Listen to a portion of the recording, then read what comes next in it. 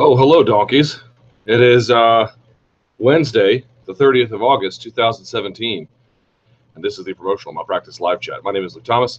I am the host of this podcast here, as you can see, in New Digs. I'm in New York City. I'm at the upstairs sort of cubicle area of SiriusXM here in Midtown. I'm here because I had to do an interview with Mike Tyson today, which was not great. And then I'm doing my live chat and then my radio show and then my show tomorrow. I'm hosting the MMA Beat tomorrow, so there's a lot going on. I had to come and stay the night. But right now it's time for the live chat. We'll go about 90 minutes as we normally do. Best place to get your questions in is where this window is embedded on MMAfighting.com in the comment section there. And the comments that turn green get priority but not exclusivity. Pretty easy to know what we're going to talk about, right? It's going to be Mayweather versus McGregor, I suspect, is the predominant amount of discussion points. I'm sure there might be some John Jones in there. There might be some UFC Rotterdam in there. There might be some stuff in between all of that. And whatever it is, again, those questions on MMAfighting.com. That's the best place to get it. I got a pair of trash headphones here. I literally don't even know what brand these are. I had to buy them in the airport because my other one's broke. So I have terrible, terrible headphones. But I guess they'll get the job done. You'll see my shrill harpy of a producer walk in and out occasionally, but don't mind her because I certainly don't. All right. I'm teasing. All right, let's go. Let's see. Oh, and by the way, today's show brought to you by Diet Mountain Dew because I am in desperate need of caffeine and I've already had 3 cups of coffee, which I'm sure is healthy. I mean, at this point, if I'm drinking 3 cups of coffee, why not 4? I guess just so I can get something sweeter. I don't know. In any case, I'm tired, but neither here nor there. All right. Let us get to these questions. By the way, if you're asking about the Mike Tyson interview and why it wasn't great, I'm told he had back surgery recently and is medicated, and it certainly seemed that way. He did not, I don't know how to say this exactly except delicately, but all there. And someone was saying to me, well, he's not a smart guy. Some of my hater-ass friends. I'm like, well, no, that's not what. First of all, I think he's a lot more typically introspective than people give him credit for, but that's not what it is. He seemed sedated. I don't know how else to say it. I'll either get the audio and or the video up when I can. It'll air at 5 p.m. today on my channel. So it was a little disappointing. But I hope he's okay. I don't know how else to say it, you know. Yeah. Okay. First question. Wow. Got nothing to do with anything I mentioned before. All right. Woodley. Luke, what is the secret to beating Woodley now? Since losing to former contender Rory McDonald, Woodley has successfully dealt with a brawler in Lawler, an elusive karate fighter in Thompson, and a BJJ master in Maya, no doubt picking up more attributes and experience along the way. Woodley is a powerful, fast, and dangerous counterpuncher with an amazing takedown defense and the ability to do just enough to get the job done. So I'm curious as to your take on the attributes required to beat Woodley, i.e. what are Woodley's essential weaknesses, the game plan that should be followed, and the potential fighters on the roster, if any, who can get the job done against Woodley. Any idea who his next fight will be against? That part I don't know. Interesting. Well, without having reviewed current evidence, I don't really know exactly how to. I mean,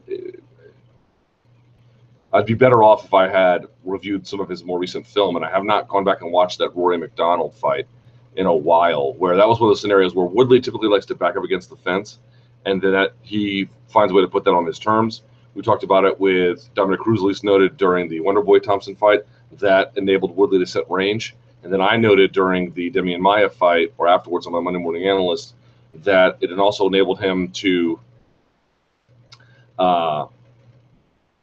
he was able to reduce the effectiveness of the second effort on his takedowns as a consequence. So it's somebody who is going to have success, I think, at range striking with him, because you're right, taking him down is going to be difficult. Working in close might be a bit of an issue and a bit of a draining scenario. But I wonder if somebody has like a really good jab, real good boxing at range. Again, I need to go back and watch that Rory McDonald fight. It's a great question, but it's one I'm not really prepared for. Some of these spontaneous questions are a little harder to answer than others. But I think there's sort of the more interesting point here is what skills did he pick up along the way.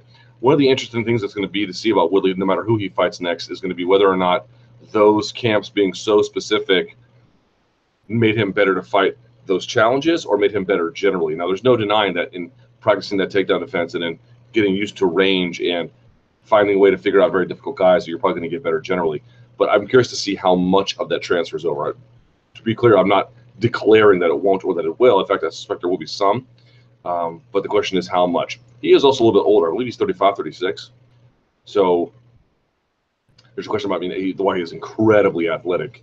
Maybe a question about how much longer he'll be athletically ahead of his peers. But it just seems to me you kind of know what he's going to do. He's going to back up against the fence. How do you make him pay for it at range? So if you can mix up ranges in the middle of combinations, starting with kicks, push kicks, and then launching into punches, being able to separate so he can't take you down, working to the body, wearing him down. You have to really sort of be wary of. I mean, if you got to stay outside of punching range the majority of the time, because as long as he can connect on a big, fast, explosive strike with his fists, he could do a lot. He doesn't do a lot. Leg kicks might be another one as well. Really breaking him down like that. You risk, of course, the takedown, but if you can sort of set him up other ways with it, right? Kind of almost like a Justin Gaethje, where you go into the head, body, head, body, head, and then you whip in the leg kick at the very end in close range, which allows you to get that sprawl where you need to.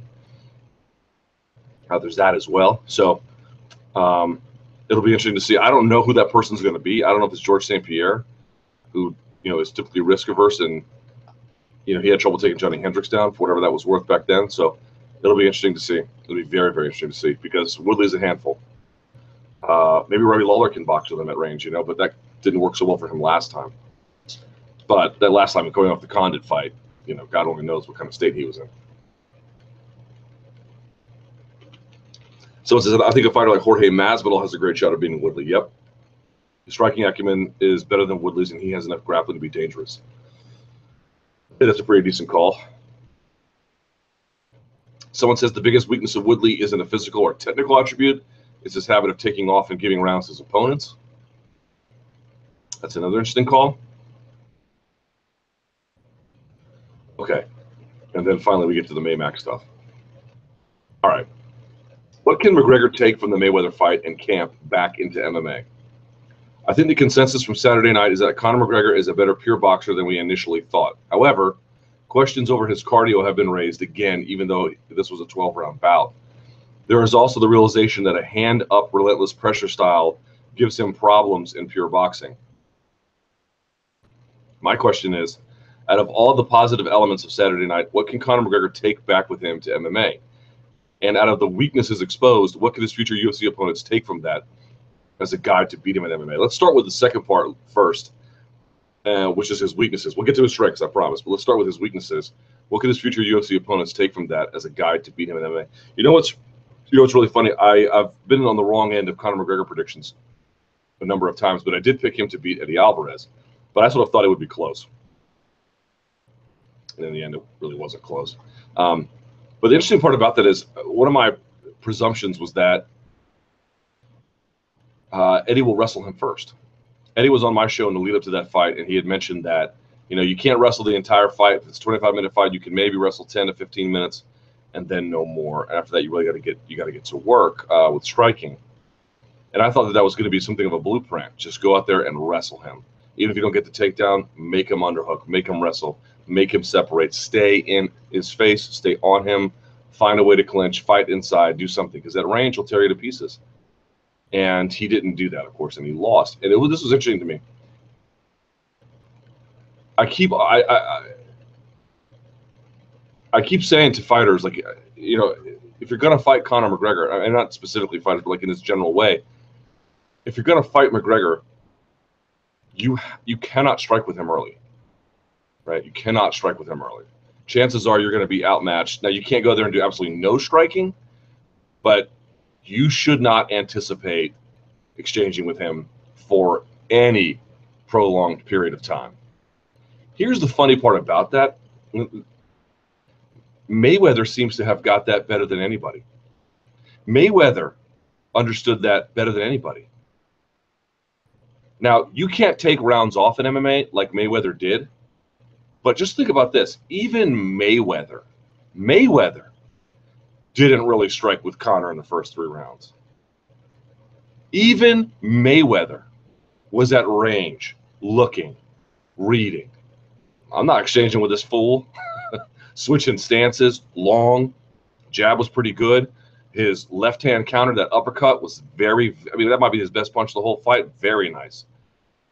Quick, reactive, accurate. I mean, it was a little bit off. It hit his chest and then came up, but it definitely knocked his head back. I mean, that didn't land idly.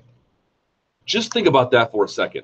This guy comes from MMA, right, where everyone is supposed to know him better, and then goes to boxing. And even Mayweather is smart enough to be like, I'm not striking with this fool early.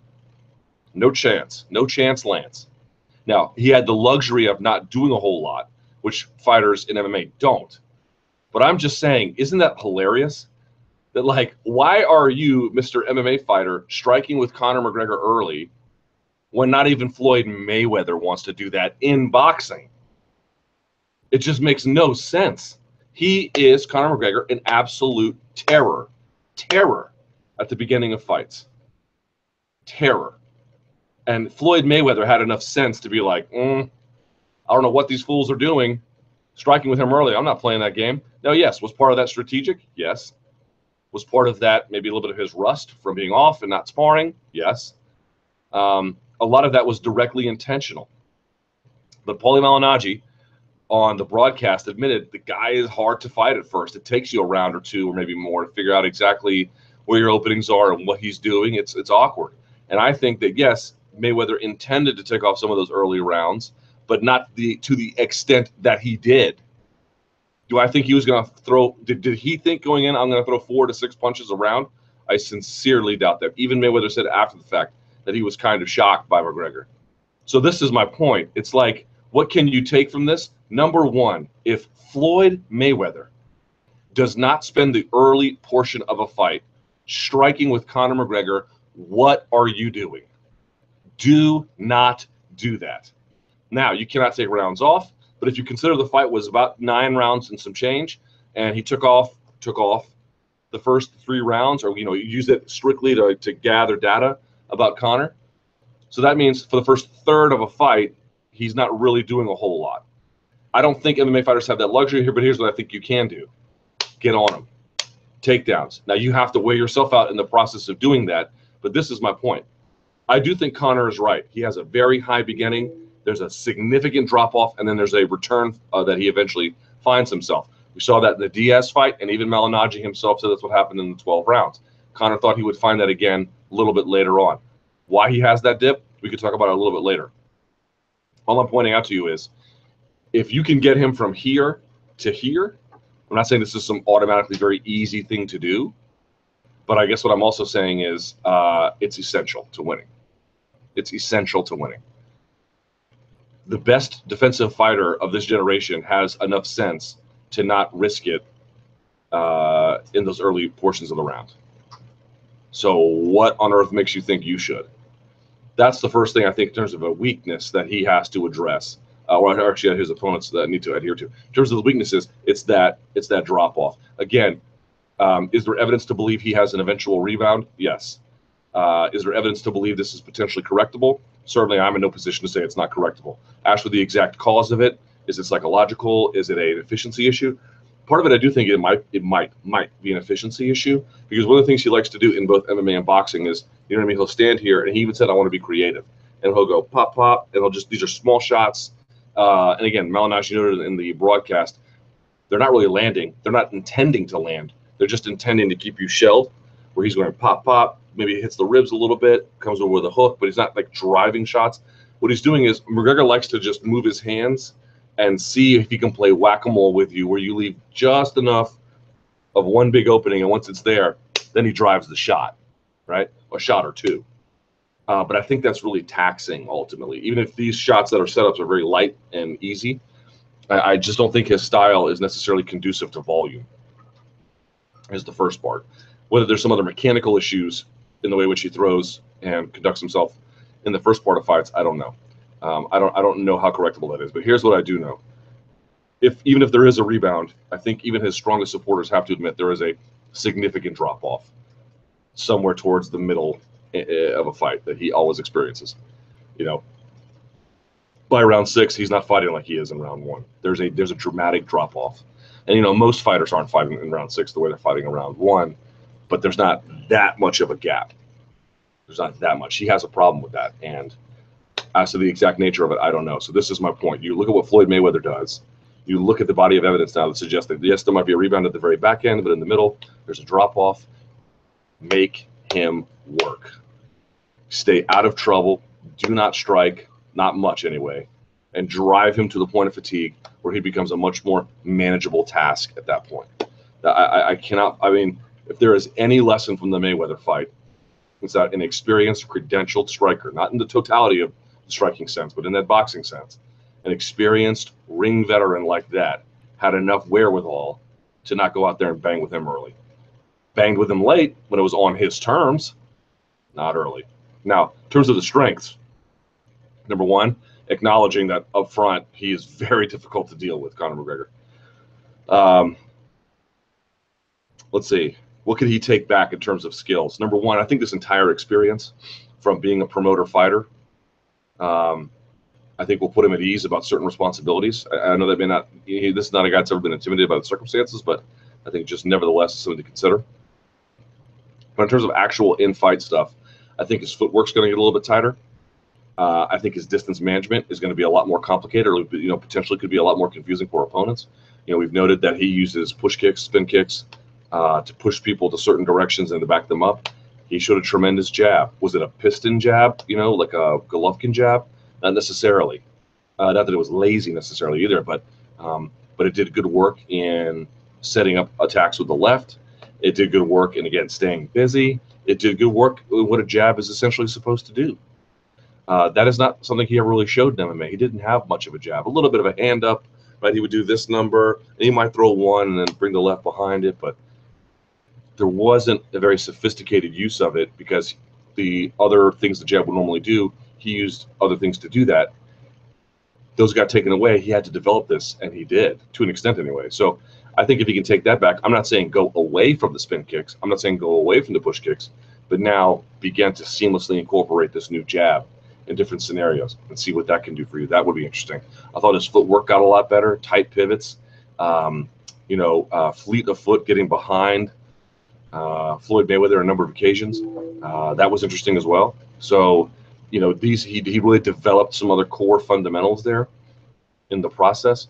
And, you saw his anticipatory skills. One of the things that, Alan Jouban, one of the sort of, who's a good fighter, one of the knocks on him has been he just doesn't have great anticipatory skills when someone can explode with a power shot. He just kind of stands there and gets hit.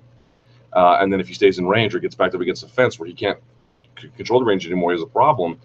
McGregor has superb anticipatory skills. To catch a guy who's 20 pounds less than you, who, yes, is older, significantly older, and not the same version of a prime self that he once was, but is still very quick, has very good timing himself, and you catch him clean early, or pretty damn close to clean. He obviously, it looked to me early like there wasn't very much of a speed differential. Certainly not in terms of that reactive counter striking that he brought out of himself, or that Mayweather may potentially brought out of him. So, I think if he can work on these cardio issues and work on his early part of a fight's management, man, he's going to be a handful because he already had all of these amazing skills. He already had all of these things he could do so well, and now he's potentially, we'll see how well he can retrofit them into his game. But that jab to me looked pretty damn impressive. And the things we knew about his anticipatory skill striking, they were only magnified in the sport, and his footwork got better. There's a lot, man. That's not nothing. A good jab, man. George St. Pierre beat Josh Koscheck with a good jab, defending his title in Montreal. That is not a small thing. A good jab is hard to come by, and if he can bring that around, boy, he's going to do a lot. I think he really will. I think it's that was the big thing for me that I noticed with this, in addition to sort of the cleanliness of certain angles and movement, and again that footwork that I thought was just really early, very fleet of foot. Let's see. One says Conor, this is them writing, not me. Conor simply does not have elite cardio. I'm not disputing that he trains hard. There's no doubt he trains hard. But truly elite cardio is simply not part of his skill set. That is something Diaz should definitely take advantage of if they make the trilogy. He isn't as big a puncher as Conor, but similar to what Floyd did in the ring, you should make Conor work hard for 15 minutes and then really start to box him up as he starts to reach that point of exhaustion. Floyd was the smaller man past his prime and never known as a power puncher, and yet he got the finish in his first finish in years this weekend. I think that tells us a lot. I'd say that's pretty fair. I'd say it's pretty fair. Let's see. Someone says, here's what we learned about Conor McGregor. One, he is amazing at creating angles and getting behind his opponent. True. Two, I think he was exposed for his inability, they put it as two different words, to fight on the inside. Like Luke said on the MMA analysis show, Conor has more of a European style, like that. And his punches aren't as linear. He's most effective when he hits you at the end of a punch at distance. True. Both Diaz and Floyd were able to walk him down and make him fight from a closer range. I think he could work on backing up at angles and not in a straight line. For boxing, he could work on uppercuts and body head combos and spinning his opponent when they come to him. In MMA, he could work on knees, elbows, sweeps in the clinch, and again, spinning his opponent when they come close to him. I also think it'd be kind of interesting to see Conor, especially against Nate Diaz, who has porous takedown defense. It'd be kind of interesting to see if they fight a third time, if he can develop a takedown, right? You're getting this guy's coming at you.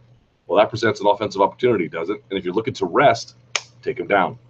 Now, Diaz's guard is not to be trifled with, and if you're tired, that could be a problem. So there are challenges no matter what. I'm merely saying,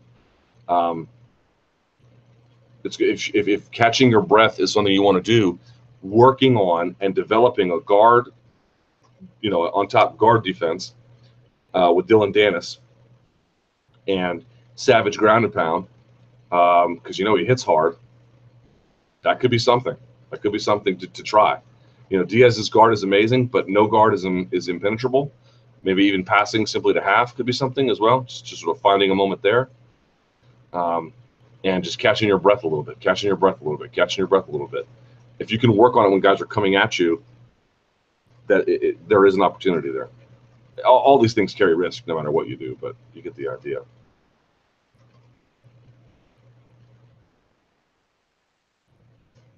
Let's see.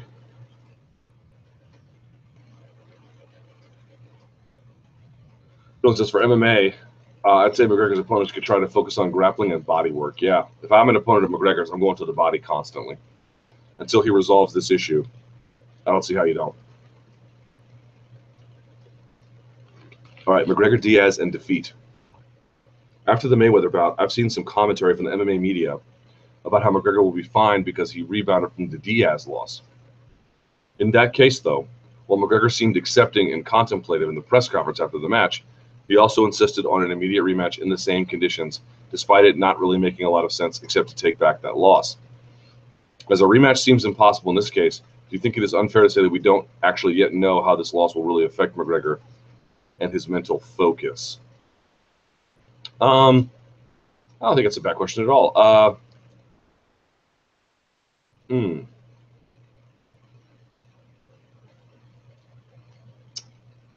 Well, the rematch was sort of there was some rumors and no hard evidence, but let's say it's true that he had overtrained and was on antibiotics for a staph infection prior to the first Diaz fight. He was looking to say that there was no circumstance here in actuality in terms of the weight or the opponent himself in a normal circumstance that was beyond his grasp.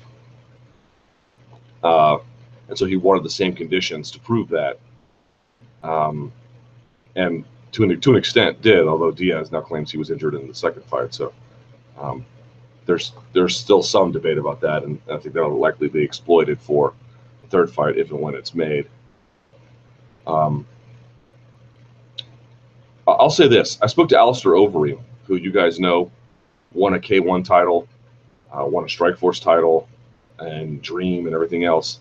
And I asked him about this prior to the fight, and I think his takeaway was, pardon me, if Conor doesn't spend too long away from MMA, it shouldn't really affect him. win or lose. That the only real concern is that if you, he said he spent 2 years in kickboxing, and that if you do 2 years in kickboxing, go back to MMA was a little bit hard. You're asking a little bit of a different question, which is he wasn't gone that long, but he lost. I don't see, if he wins or loses his next bout, I don't know, McGregor, assuming it's MMA. I don't see this performance, and I don't really see this entire experience as ultimately one that undermines him, other than if these cardio issues are irresolvable. Because if you thought the cardio issues from the first Diaz fight were just a staph infection, okay. And then you could say, well, they happened again in the second Diaz fight, but he rebounded. Okay. But here they happened again. And they happened again without Mayweather doing a ton of work to get there. It was mostly Conor's work that put him there.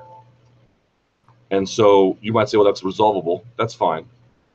But what I'm saying to you is there's evidence to believe that this is an ongoing, permanent condition. Not hard evidence, but some evidence. And if that's the case, that you will say this experience was bad because it gave clear evidence that he's got a real Achilles heel in this particular way. But if that's not the case, that this is a resolvable problem, or, you know, even if he can't quite get rid of it, he can certainly mitigate the worst effects of it, right? He doesn't fall off a cliff in terms of his energy levels. I ultimately think this will be a major benefit to him, a major benefit to him. He will have gone and sharpened his skills in another department. We have seen guys do that in wrestling and BJJ and had very, very good effects with it. You know, he did hang in there and prove that he was a very talented boxer against Mayweather. And I do think he'll take some of those skills back with him. What fight could he possibly be in that is going to be bigger than this, and it's going to ask more of him promotionally from this? I mean, I saw this article, I think it was on SBNation.com, and they weren't lamenting it. They were just sort of acknowledging that if you looked at the monetary payout, Floyd and Conor made 70 times what the rest of the card made combined. Yeah, good. Good. Because those dudes put in a Herculean amount of effort. The amount of media they did, the amount of questions they answered, the conference calls, the video shoots, the photo shoots, the ads for DirecTV, the ads on Instagram, or the whole nine. All these different responsibilities they had to meet, and everyone bought that fight because of those two. God bless Badu Jack. He looked like an absolute killer on Saturday night, but they didn't buy that fight for him. They bought it for Conor and Floyd. And so, to me, it's like between the amount of responsibility he had to own for this one, between that, and then you add in on top of that all the things he had to focus on to make himself ready for this moment. I just don't see how that hurts him going backwards. And as Overeem noted, he didn't spend enough time in boxing to have let the other skills get too rusty. The only catch is that Floyd appears, maybe, it seems like he appears to have given evidence to the claim that Conor's got some enduring, serious, very potentially costly cardio issues that need addressing pronto. Robert Byrd's performance. Didn't like it. I want to know what you thought of the referee in the Maymac fight. I thought he was bad. Personally, aside from the patronizing talk at Conor before they touched gloves.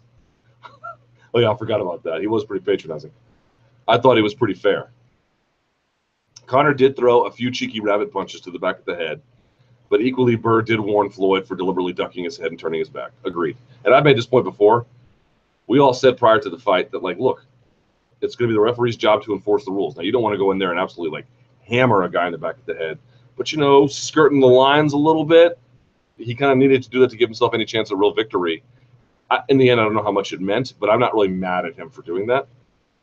The referee in this fight could have been a much bigger issue, but as it's barely been mentioned afterwards, does it show that people couldn't really fault it? And someone says he did talk patronizingly to Conor before they touched gloves, but then let Conor constantly foul without warnings. There's that too. Or, you know, verbal warnings, but not any kind of real significant warning. So my major problem with it was that if you want to let something go, then let it go, right? I don't have a problem with X. but you should be in a good position to see it. And yes, they were turning, which makes it hard. And they want to give referees to some of these older guys because they have more experience. But if you notice something, the referees in MMA are a little bit younger. Have you guys noticed that? You have a lot younger referees in MMA, relatively speaking, because, dude, if someone's on the ground, you got to dive on in there. You know, if someone's just taking a bah, and, you know, they're getting their, in the words of Conor McGregor, their head bounced off the canvas, you know, Big John's got to get up in there. Mario Masaki might let it go a little while, but you know what I'm saying? Like, this is a maybe athletic is a strong word, but this requires a certain amount of physical dexterity and, dare I say, explosiveness, timing, certainly. You got to get up in there physically. Your body has to be moving a certain way, and it's not easy to follow two people who are like twisting in space to get around where you need to be, especially in the confines of a ring where it's much narrower and smaller. But I just felt like he missed the boat on that a lot. If you want to let Conor stuff go because you just don't want to take a point, and this is a consequential bout in some ways, fine, I get it. But you need to be in a position to properly evaluate everything you're seeing.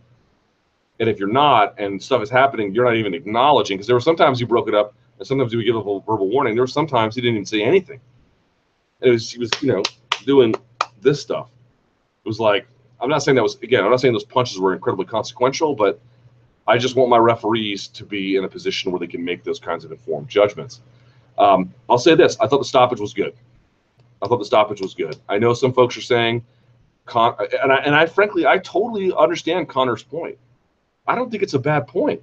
His point is like, look, was the guy landing on me? Yeah, the guy was landing on me, but you hear me talking. I sound fine. I sound absolutely about my wits. I sound, I don't think clairvoyant is exactly the word I'm looking for, but lucid, clear, and rational. Making eye contact, the whole nine. And I think that's a fair point. And then he said, the issue is just fatigue. I believe Conor. I believe him. I will take Robert Byrd's side in this instance because Robert Byrd is not a mind reader. You know, he doesn't know what you are feeling and not feeling. What he can see is that you look exhausted. And what he can see is that these shots are landing unobstructed. And when Conor did try to clinch, Floyd, brilliant as he always is, was able to frame, almost in the same way Holm framed against Rousey, and then push off the frame. Conor was coming in wide with these clinch hugs, and Floyd, inside control, man. Isn't that amazing in fighting how absolutely critical inside control is? Why do you need inside control? You need it on an underhook, right? Because you want to be tight on the body, but running on the waist or the shoulders to get a takedown, right? Or to be able to stand up off the bottom. And here's Floyd again. Conor comes in wide. What does Floyd do? Floyd puts the framing inside so that he can control the inside space. It doesn't matter if it's jiu-jitsu. It doesn't matter if it's wrestling. Even Muay Thai clinch. Doesn't matter if it's Muay Thai. Doesn't matter if it's judo. Doesn't matter if it's boxing. Look at this, folks. This is a point I haven't heard a lot of people make. Inside control matters in fighting, period. In any kind of combative sport, inside control is absolutely critical. Inside control, inside control, inside control, inside control. You saw it here. You see it in all the other sports. We just talk about it much more openly there. Here's another example of being on the inside and why that matters. In any case, I thought the stoppage was good because Byrd can't, as I mentioned, can't read your mind. He can only go up what he's seeing. And what he's seeing is a guy who looks obviously fatigued, taking unanswered shots for a prolonged period of time. And also, he's doing that in a context where you have one fighter who is 49-0 and the other one is 0-0. And also in a context where for the first time, this commission, for reasons that we've discussed ad nauseum, has allowed the gloves to go to 8 ounces. I think that was a prudent call. Could Conor McGregor have gone longer? Maybe. Should Conor McGregor have taken a knee? I think he should have. This is the veteran experience we're talking about. He just doesn't have, at least on that Saturday night, of course, he didn't have the requisite experience and the mental wherewithal, the presence of mind to make that kind of a call. And so that maybe it cost him a little bit. But here's the truth of the matter. I thought, in some ways, this is kind of a perfect scenario. Perfect's a bit of a strong word, especially if you're a Conor McGregor fan. You might be saying, well, perfect might be him winning. But okay, fair enough. But hear me out on this for just a second. You know, it was never impossible for Conor to win. It was never impossible, but it was very much unrealistic. And I think we can all see that now. He trained his ass off for this one. He was ready for this one. And at no point did I ever feel like Floyd was in danger. I do believe Conor performed quite ably, but Floyd was never really in danger. And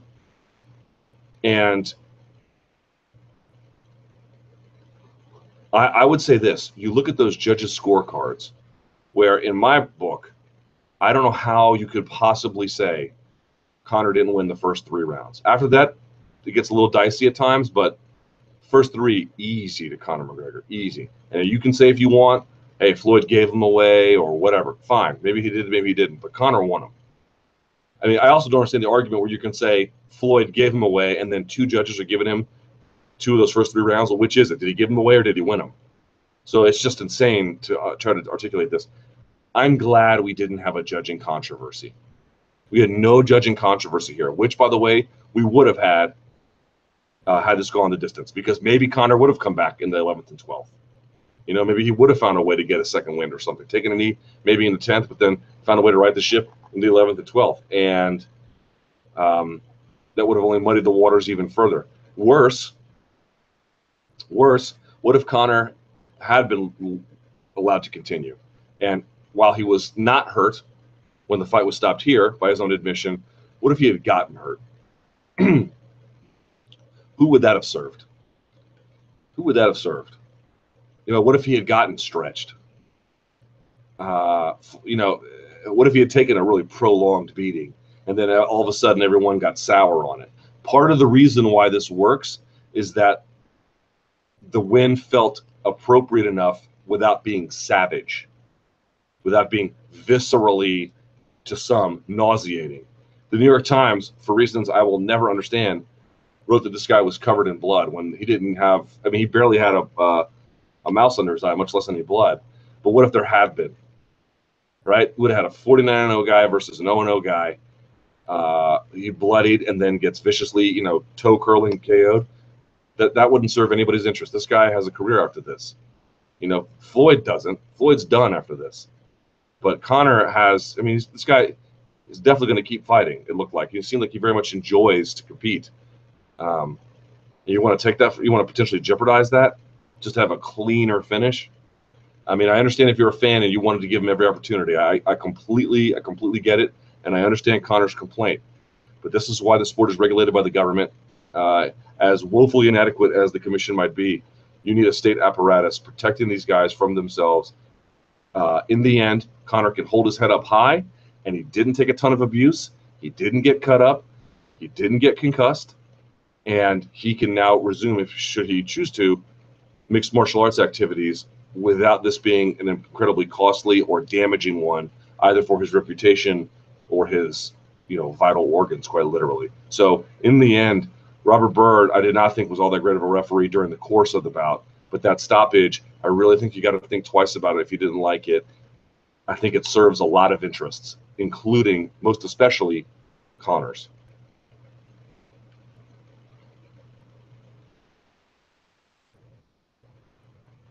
Can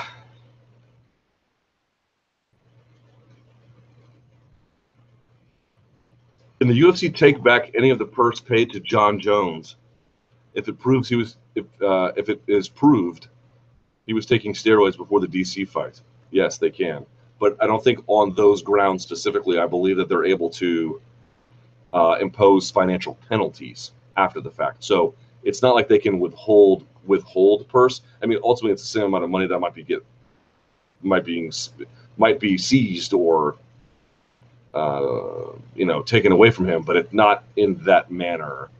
They can't say we're going to hold on to. I mean, the purse has been paid out, I believe. I'm not sure exactly if the pay-per-view money's been paid out in full, but pardon me. But I think what they can say is, and I asked Dana White this at the scrum after the fact. I said, beyond what USADA might do, and beyond the potential act of stripping him, which again is not a given, but seems probable. Could the, or is the UFC considering any other additional kind of penalty, including a financial one. And he said it's possible. So he didn't really commit to anything.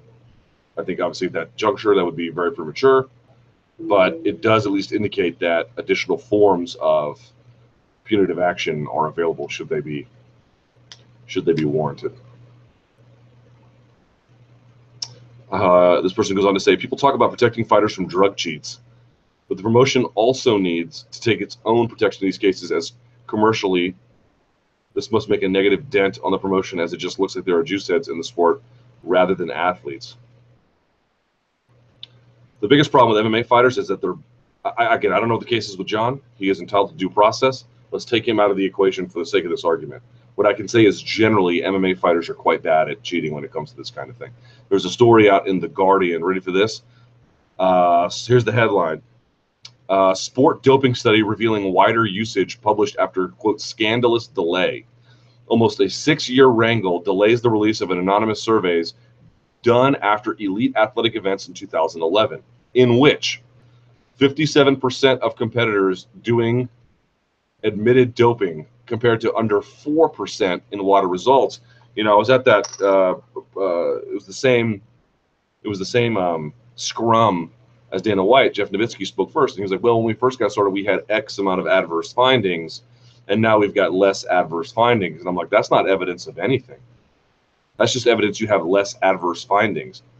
WADA, through all the testing that they sanctioned, was able to collect 4% on, was able to catch through testing 4% of athletes in these various competitions over the course of a period of time. And then you have at least 57% admitting that they were doing it during that time. and that 57 is probably, there's reason to believe, conservative. Right? It could be higher than that even. A controversial study suggesting that doping in sport is far more prevalent than was found to be by conventional testing has finally been published after years of wrangling. The research commission and funded by WADA has taken almost 6 years to be officially published, despite the results being leaked to the New York Times and later in the UK under parliamentary privilege by Culture, Media, and Sport Committee on Blood Doping and Athletics. So there you go. So I talked to some writers who were covering the Sochi testing scandal, and what their point is that testing is testing is to some extent theater.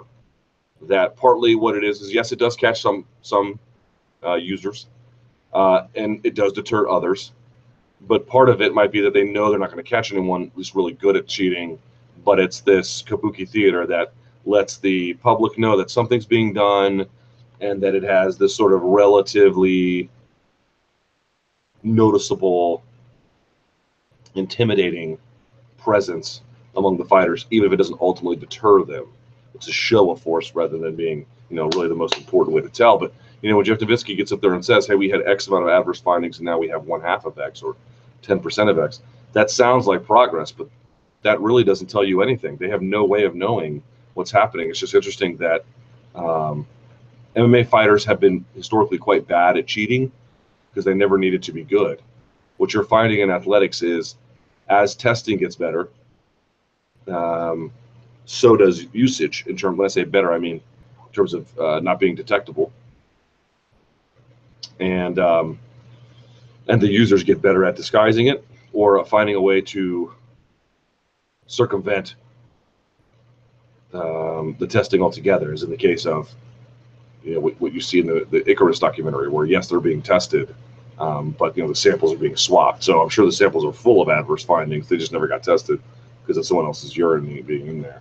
But just keep that in mind. It's like we grew up in an age where there was very lax testing, and as testing gets better, and as MMA fighters make more money, I entirely expect there to be designer stuff that's ultimately uncovered. I entirely expect that MMA fighters are going to get better at cheating. It's just historically they've been quite bad at it, and so that's why they get caught a lot more easily. And again, I don't know what the situation is with John. But we're going to have to wait and see.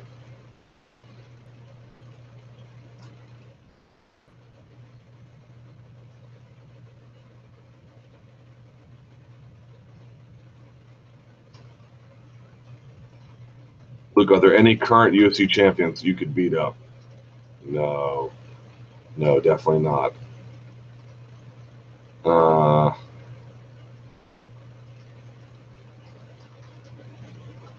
Paige Van Zandt's move to flyweight. What do you think about Paige Van Zandt's debut in flyweight? I've always thought that her physicality and strength was a big part of her initial success, so it does seem risky to move to a weight division where she loses part of that power differential. I completely agree. And she's fighting Jessica Eye, who was on quite the slide. I think, what, 4, 5, 6 losses, something like that. But nevertheless, I agree. It was this sort of this rapidity that she had, like in your face all the time, staying on you, throwing for head tosses, and maybe they were ill-advised, but then she would scramble, and she was sort of this sort of physical force that people had to quite literally physically tame, subdue. And without it, they did not necessarily have a ton of success. So yeah, I don't exactly know, except maybe she felt like she hit a roadblock, or maybe she felt like weight cutting was killing her, or maybe she feels like she can put on size. It'll be interesting to see. I don't think the Jessica Eye fight is necessarily all that dangerous for her.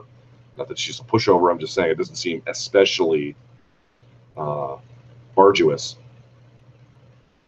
It's just I don't really know what kind of future there is, to the point of your question. It's a great one. I completely agree. For now, but we'll see.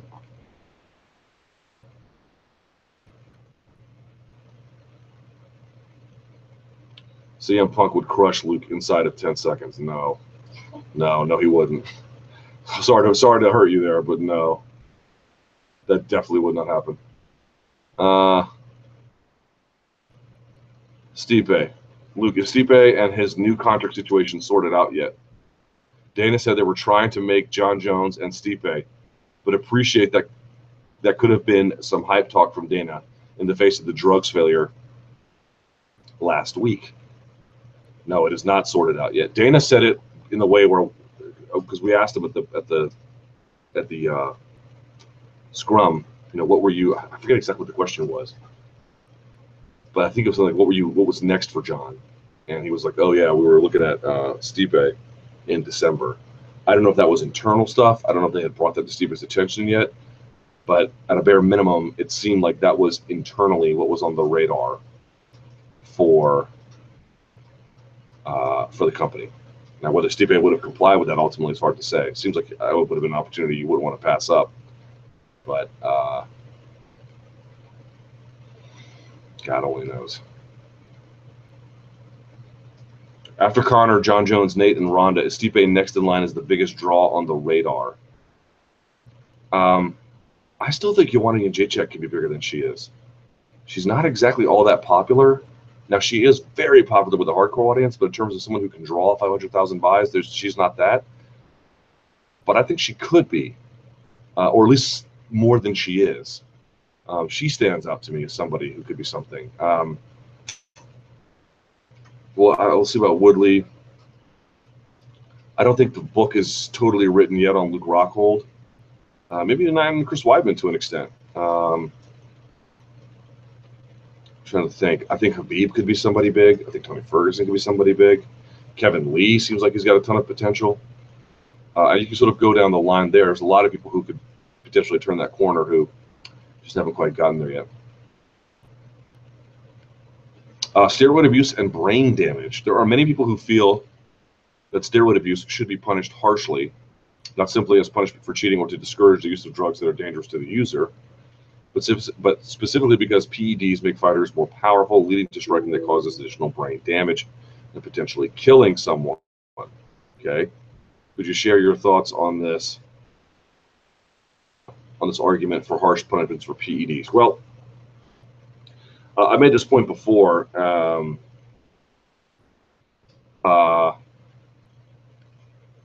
It is clear that, not to everyone, but to many who use, it does confer an advantage. I mean, that's why they call them performance-enhancing drugs, right? Now, what they take, how they take it, how long they took it, what it does to them, people's bodies respond differently, is still, in that sense, a case-by-case basis. But this is my point. Let's assume for a second that you guys believe WADA has cleaned up the sport. Quite literally, there's no evidence of that. But let's just say that it's true, right? You believe it. Like, there might be no evidence, but that's because you might say, well, look, evidence is hard to collect. Okay, I would agree. Let's say that usage is down I'll even be conservative. Let's say 25%.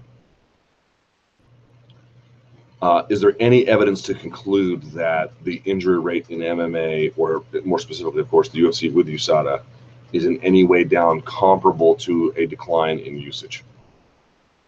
I mean, you literally can't even answer that question because you don't know. But I would say, just looking around, even if you feel like PEDs are cheating, even if you feel like they should be harshly punished, you know full well you cannot answer that. There's no evidence of it. There's no way to measure this.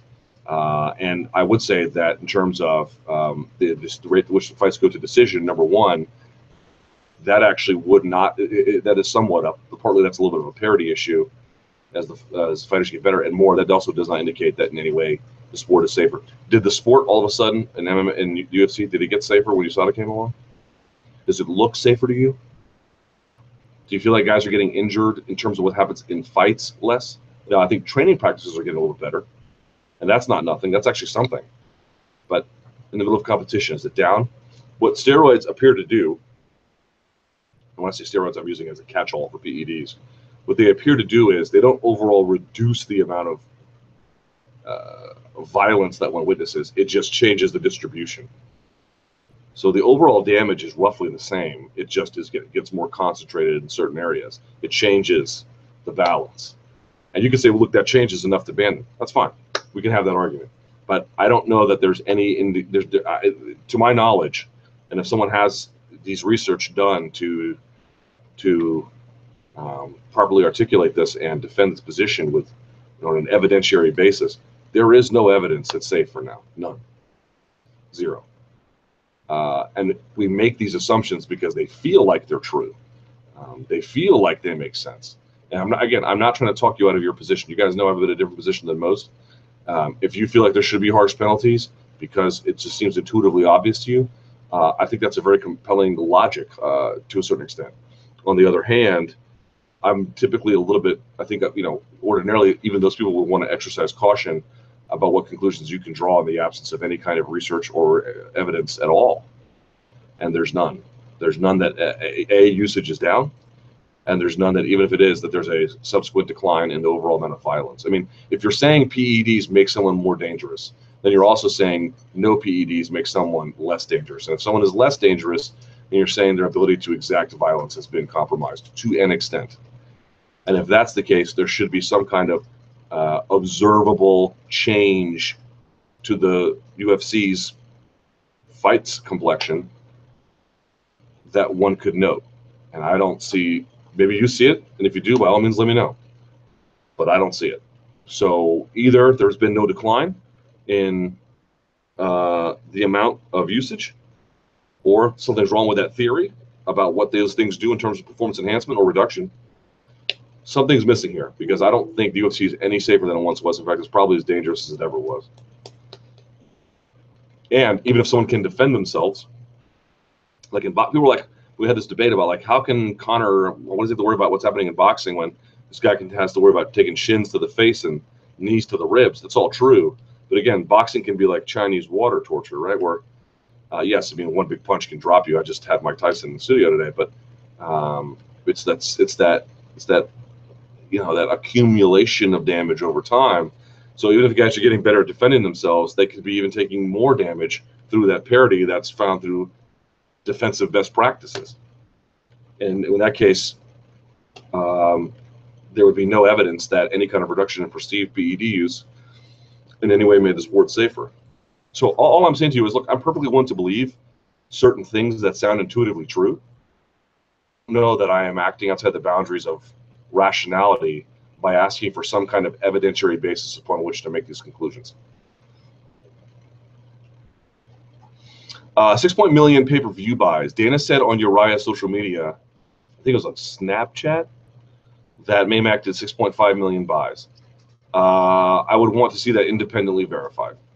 And if I were you, I would hold your horses on that. But if that's true, and I can believe it's possible, it'll be a long time before anyone gets close to that. And it will have been a major success, and Conor will have gotten paid. He'd make over 100 mil at that point. He'd be close to 120, 150 at that point. Okay.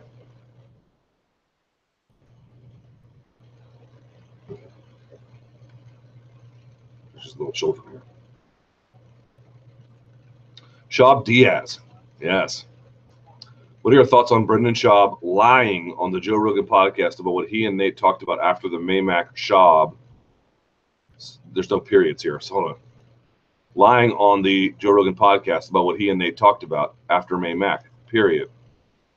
Schaub said that he told Nate to use his words, while the video evidence shows that Schaub told Nate Conor teed off on you. What are your thoughts on Schaub lying? I spoke to Schaub. He tells me that's not what he said. What he told me was, he said, I think you're off. I have not watched the Joe Rogan podcast. I do not know exactly what he said. Also, any thoughts on why Rogan did not call him out on it, because he does that a lot to his podcast normally? Maybe he believes he's telling the truth. I don't know. Will this affect either man moving forward? No. General thoughts. Brendan is a large supporter of Conor. Nate is not. They're going to have wildly different interpretations about what happened. And what they saw. One of the funny things about this whole thing was, when this fight was over, you know, I am in part of MMA media, so I was looking around, and all my colleagues were like, "Man, Conor did real well." Da, da, da, da, da. And then you go over to boxing, and they're like, "Yeah, Conor did all right, but really Floyd let him win. You know, Floyd was the one who was, you know, amazing." And then you look at the haters, the ones who were like, "This is a joke and a farce, and I'm not watching it, and Americans are getting conned." You go back and look what they said after the fight, and they're like, "Yep, see, I told you. See, I told you they were going to get conned. You got conned." In other words, not merely did everyone see what they wanted to see, but everyone looked at this fight and found a way to reinforce their worldview as a consequence. The MMA, you know, fans and media saw enough reason to think Conor proved a lot of things that we needed him to prove or something. And conversely, boxing saw that with Floyd, and then conversely, the people who stay extra woke think that their wokeness was validated. And I think you saw some of that here play out. Do I agree 100% with Brendan about Conor's performance? No, not exactly. I have not talked to Nate, but based on what he was saying in that video, from what you could tell, I don't agree 100% with him either. I'm somewhere in the middle of the two. But I don't know that Schaub is... I mean, why would Schaub lie? This video... I mean, maybe he did. I don't know. Schaub is not the person to typically walk back his words, is he? He seems to like stick with it no matter what.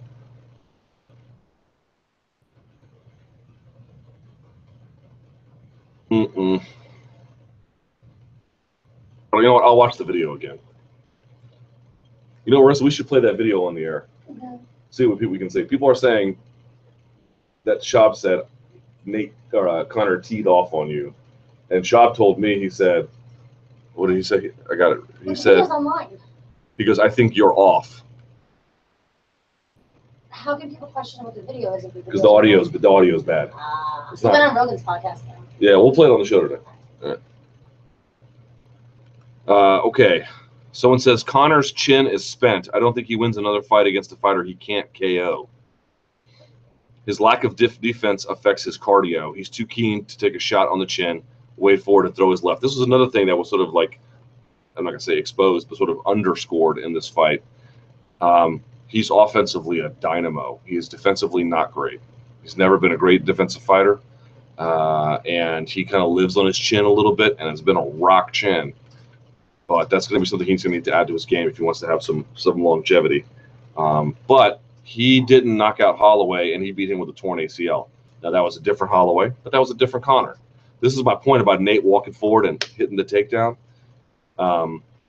If he can find ways to address at least some of these cardio issues and then really begin to get away from what he does best, but in vulnerable situations, find better defensive answers. I think he can do a lot better than he's already done really damn well. But I mean, he can do a lot to address some of these quite present challenges. You know.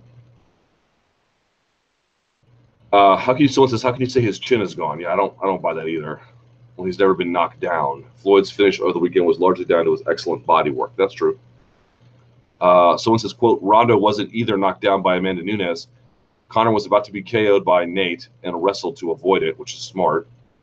On the ground also, he was about to be KO'd and gave Nate his back for a quick painless choke to avoid it. Sort of. He actually tried to pass and couldn't. He was about to be KO'd by Floyd, and the ref saved him from that ending. So yes, he was as good as Ronda versus Nunes. I don't know if that's true. All right. Weight cutting in MMA versus boxing. Luke, I was struck by the size difference between Cruz, a 135-pounder, Daniel Jacobs, a 160-pounder, and Tyron Woodley, a 170-pounder at the Fox desk. There wasn't much of a difference between Cruz and Jacobs. And while there was a noticeable difference between Jacobs and Woodley. Jacobs is viewed in boxing as a huge middleweight. He was noticeably bigger than Triple G, who was no smaller than 160 either. So the question is, why is there so much of a difference in weight cutting between boxing and MMA? Good question. And here are your theories. This person purports, one, culture thing, which leads to other fighters being forced to do it to not be smaller. That is absolutely correct. It is a weight cutting practices in mixed martial arts are heavily derived from 10 years ago's amateur wrestling infusion. That's predominantly where it comes from. There is just this belief, wow, that this is being undermined with modern best practices. MMA fighters, well, I should say wrestlers, cut historically, less so now, but historically cut a ton of weight. Those practices were brought over to MMA, 10 to 15 years ago, and they became sort of the cultural norm, although that is certainly changing. B, weight being comparatively less of a factor in boxing vis-a-vis MMA. I don't buy that. Fighting 36 minutes, 12 3 rounds, which needs more cardio. That might be one issue. And D, more weight classes. Definitely the last two. Definitely the last two. Once the size equals greater advantage in MMA than boxing. George Lockhart said that when talking to Ariel a while back, that while the grappling, it's more beneficial to be as big as possible in MMA. Whereas in boxing, it can hinder your hand speed, cardio, and footwork a bit more. Yep, that sounds about right.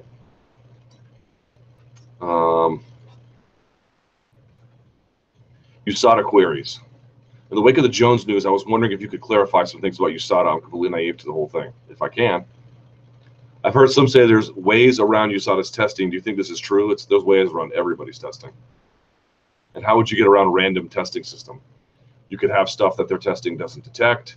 You could dose in a way that their testing doesn't detect. You could have some kind of sophisticated mole on the inside. There are any number of ways to get around random testing. Any number of ways. Tainted supplements. Do you buy this excuse? I personally don't think it's impossible, but some knowledgeable people completely laugh this excuse off.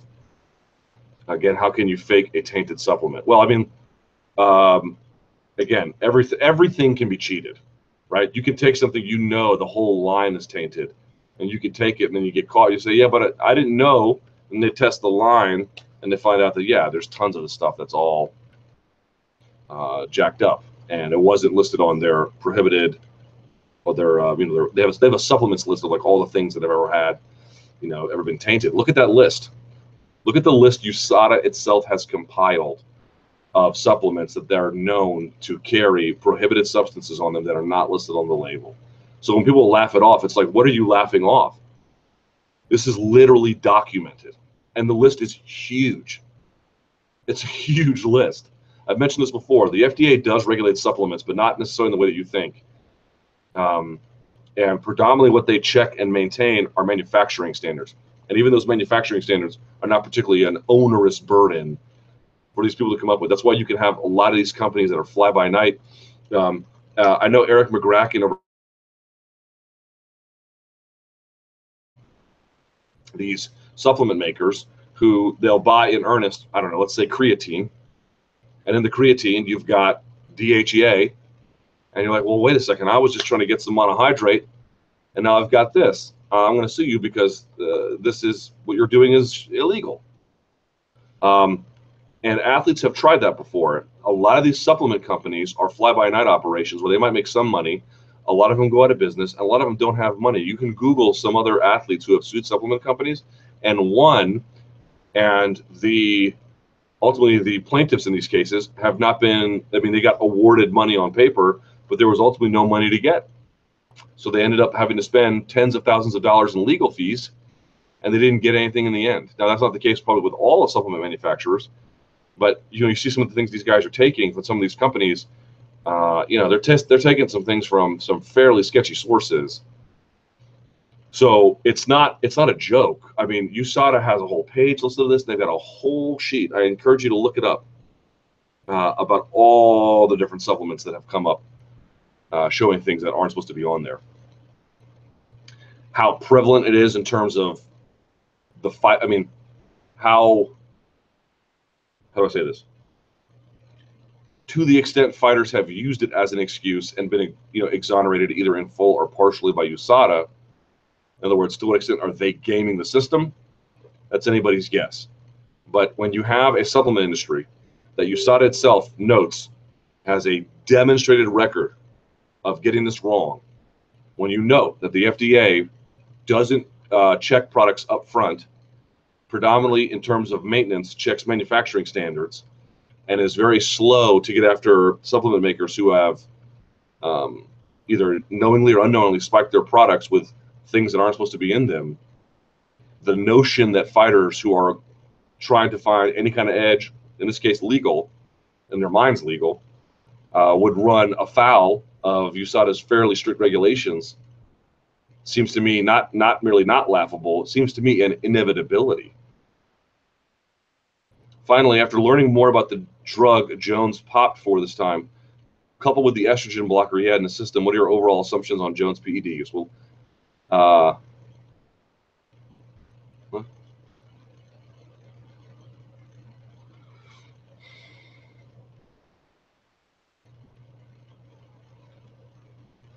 so there's two ways to look at this. And again, Jones is entitled to due process. And as I said on the MMA beat last week, and I mean it, I really don't know what to think about Jones anymore. Is it possible he will be completely exonerated in this? Sure. Is it possible he will be completely found guilty in this? Sure. And I don't really know which is which. There's two interpretations. One is that you look at what he got caught for previously. These are drugs that are specific in nature, including in the ways in which they're combined in post-psychotherapy for other forms of performance-enhancing drug use, and then you combine that with, in this case, turinabol, an anabolic agent, and you say to yourself, you have enough evidence here to conclude, if you want to, you can say, you have enough evidence here to conclude quite clearly that this is somebody who is just being caught cheating, and there's really not more complicated than that. You don't need to overthink this. On the other hand, you could say this is a guy who has a demonstrated record of achievement, but also being quite reckless in his personal life, and reckless to the point of outright negligence, if not necessarily malfeasance, although in some cases I suppose, but in terms of his athletic career, certainly negligence, and that he just doesn't know how to manage risk appropriately. And so he might deserve some sanction, but potentially not as much as someone otherwise should, because what he's doing is not intentionally cheating. It's just it's a stunning degree of recklessness. And again, inability to manage risk. Those are your two choices. And either one isn't good. Even the best case scenario is not good. Unless there's some insanely mitigating factor. Like I know one of his teammates or friends might have had something spiked. If they can, set up or something. I mean, if they can prove that, hey, all bets are off, But realistically, those are your two options. Which one is it? You can decide,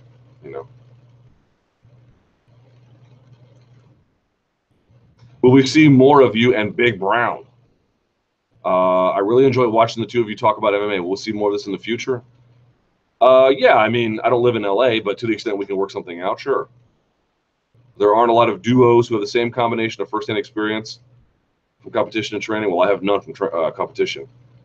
Ability to analyze fights, knowledge about the MMA business, and a good sense of humor. Granted, you're not evenly matched in all four of those aspects, but that works out fine. Yeah, fair enough. Boy, you guys seem to like it, huh? There's a bunch of comments here. Well, thank you so much. I was really happy to be on his podcast, and yeah, it's funny. Like if if you don't listen to my radio show, not this, and I'm happy to be in MMA fighting. Don't misunderstand me. This is a great platform, but you know, I'm on that show. I'm on my own show 10 days a week, or excuse me, 10 hours a week, and you know, I thought what the me you saw there was more authentically me in terms of the broader scope of my personality and life, and you know, we talked fights too and stuff, and that worked well with Brendan. I've known Brendan for a long time, you know, so when you know someone like that and you get along with them, it makes it easy. And I made this point before, you know, people disagree in MMA, and that's fine. Brendan and I didn't necessarily agree with a lot of things. We don't like fight about it, but we often see people with competing ideas in MMA all of a sudden turn things, or not. Sometimes they have a mind of their own, and things become intensely negative when they don't need to be. You can disagree without being, you know, a jackass to everyone. And I've been a jackass to people I've only disagreed with for no good reason. Like, I am hardly innocent of this kind of thing, but it's having done it. There's no need for you.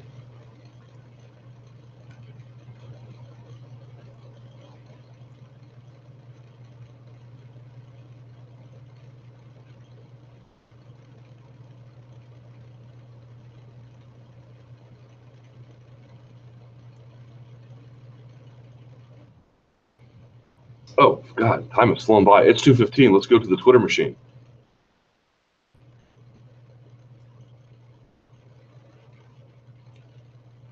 Yeah, here's Brendan Schaub. The words teed off never came out of my mouth. I would never disrespect Nate like that. I said, I think you're wrong. Interesting.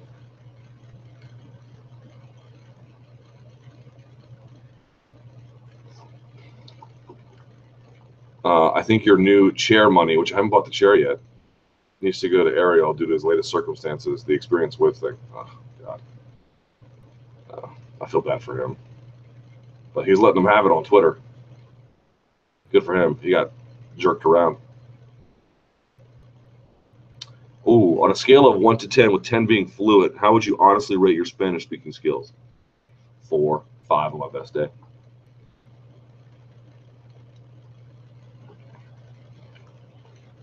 What fight do you wish would happen but is unlikely to be made by UFC matchmakers? Jones versus Miocic. Why not have USADA approved supplements? I think that would require a degree of coordination that is logistically impossible. Who would be in charge of such a thing? How could you monitor such a thing?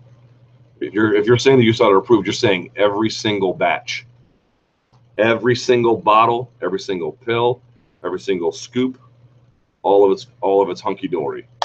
That's a lot of oversight.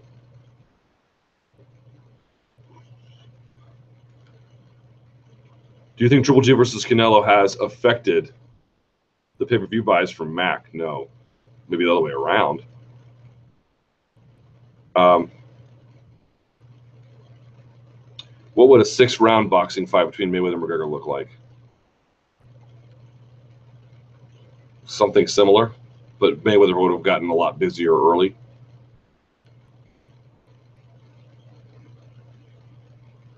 Yeah, this may have been discussed already, but 2 of the 3 judges giving Conor only 1 round for the first 3 is just unconscionable, just insane. You guys know my thoughts on judging, and that is a reason why. I mean, how can an adult say something like that? I just don't know. I have no clue how you can give a guy a round like that. Besides Ferguson, who is the more dangerous to Conor, Khabib or Kevin Lee? I would say Khabib. So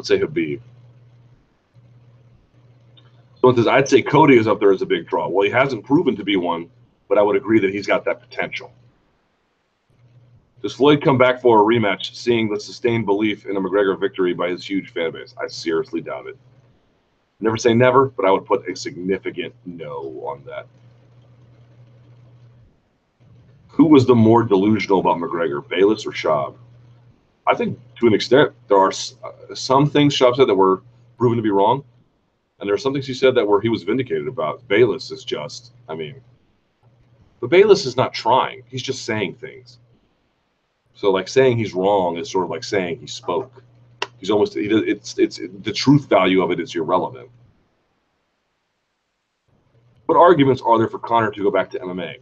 A couple. One, he might be a better fighter now. Two, I think he might be able to get an ownership stake from the UFC. Three, he's the champion. He should defend his title.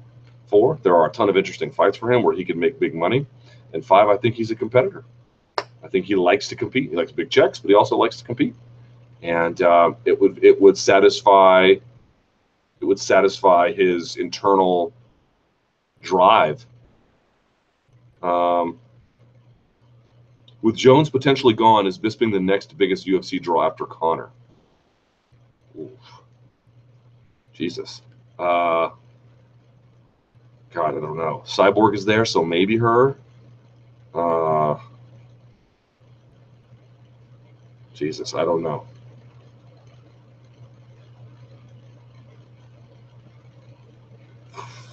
Man. That's a good question. I don't know. I have to look at the roster, but will the Maymac fight add more pay-per-views to the Canelo versus Triple G fight? I don't think so.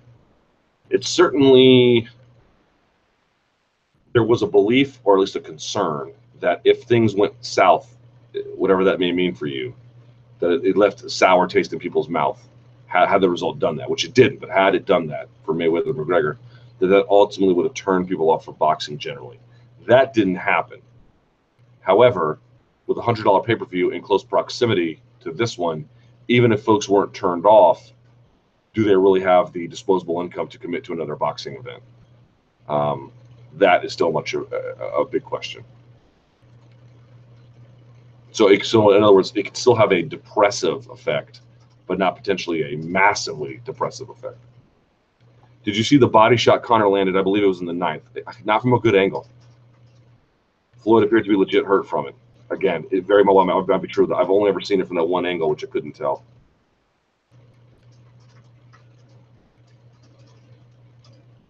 As a proponent of maintaining the structural integrity of MMA, thoughts on idea of Conor versus Nate and not interim champ from 216?